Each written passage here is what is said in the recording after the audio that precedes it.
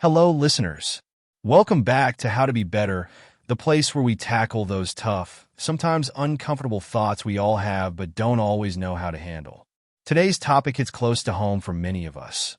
What to do when you don't want to do anything. You know those days, right? When even the simplest tasks feel impossible. You look at your to-do list or maybe just the idea of getting out of bed and think, nope, not today. It's not laziness. It's more like your motivation has packed its bags and left the building. So, what do we do about it? Let's figure it out together. First, let's understand why this happens. There are many reasons you might feel this way. Sometimes it's physical. Maybe you're not getting enough sleep, your diet's out of whack, or your body just needs a break. Our physical health plays a huge role in how motivated we feel. Other times, it's emotional. Maybe you're stressed, overwhelmed, or dealing with something heavy like anxiety or depression. When your mind is weighed down, even small tasks can feel like climbing a mountain. And then there's burnout. If you've been pushing yourself too hard for too long, your brain and body might hit the brakes. Burnout doesn't just zap your energy. It can make you feel disconnected from the things you usually care about. But what about those times when there's no clear reason? You're not sick, you're not particularly stressed, but you still feel stuck in a funk. That's okay too. Sometimes we just have days or weeks off. It's part of being human. Now that we've discussed why this happens, let's discuss what you can actually do about it. First, permit yourself to feel how you feel. This is important. A lot of us tend to beat ourselves up when we're unmotivated. We think, what's wrong with me? I should be doing this or that. But guilt doesn't help. It just adds to the weight. So, let yourself acknowledge it. Okay, I'm feeling this way today. And that's okay. Next, start small.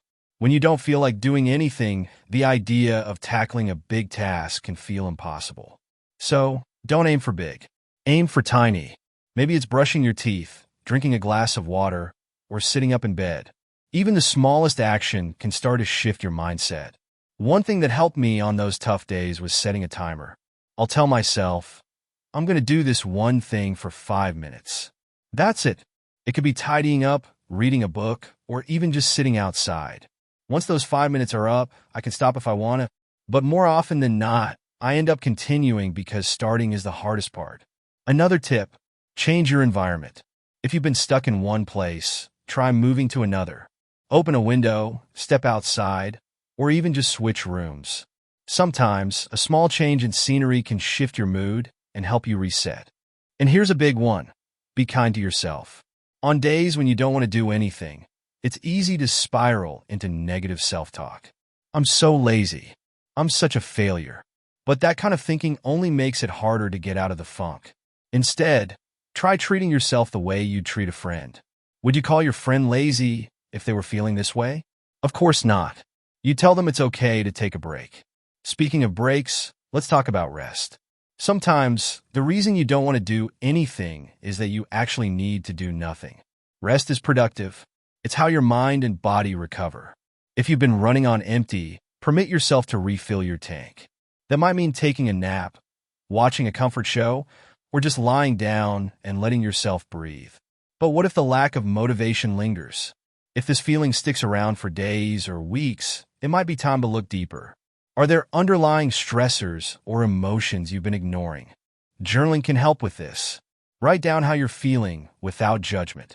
Sometimes just putting your thoughts on paper can bring clarity. Another thing that helps is connecting with others. When you're stuck in a rut, it's easy to isolate yourself.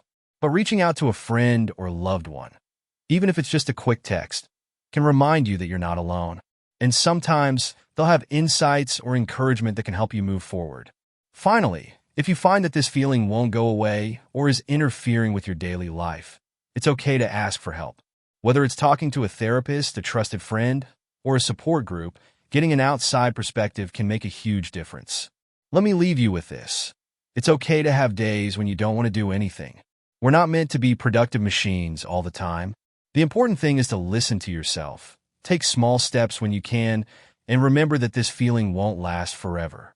Motivation will come back, even if it feels far away right now. Thank you for spending this time with me today. If you're having one of those tough days, I hope this gave you a little light. And if all you do today is listen to this podcast, that's a win in my book. Take care of yourself, and remember, you're doing the best you can. Until next time, be gentle with yourself, and we'll talk again soon.